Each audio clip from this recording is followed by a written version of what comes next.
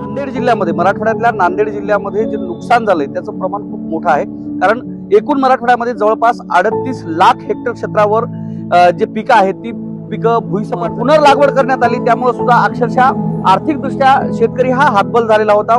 प्रशासनाकडून जे पंचनामे करणं अपेक्षित होतं ते पंचनामे सुद्धा वेळेवर झाल्यातर्फे महायुती सरकारतर्फे असं सांगण्यात आलं होतं की जी शेतकऱ्यांची दिवाळी आहे ती आम्ही गोड करू असं सांगण्यात आलं होतं। मात्र प्रत्यक्षात मात्र शेतकऱ्यांच्या खात्यावरती पैसे पोहोचले नाही आणि शेतकऱ्यांची दिवाळी का गोड, मात्र त्यामध्ये शेतकऱ्यांचा संताप मात्र या ठिकाणी पाहायला मिळाला। कारण 27 ऑक्टोबर 2025 रोजी नांदेड जिल्ह्यातील मुदखेड तहसीलदारांची गाडी एका शेतकऱ्याने फोडली। नुकसान झालेले पैसे या सरकारने सांगितलेलं होतं की दिवाळीपूर्वी आम्ही तुम्हाला मदत देऊ, पण दिवाळी होऊनही 2-3 दिवस उलटले तरी शेतकऱ्याच्या खात्यात मदत पोहोचली नाही। साहेब यांच्याशी फोनवरून संपर्क साधला पण त्यांनी फोन घेतला नाही। या फोन न घेतलेल्या आणि शेतकऱ्यांच्या समस्या पैसे न पडल्यामुळे मी रागाच्या भरात तहसीलदार साहेबांची गाडी शेतकऱ्याच्या प्रश्नासाठी फोडणार आहे। माझ्या स्वतःचे पैसे जमा झाले पण आमच्या दोघा भावाचं एक सामायिक क्षेत्र आहे 62 गुंठे,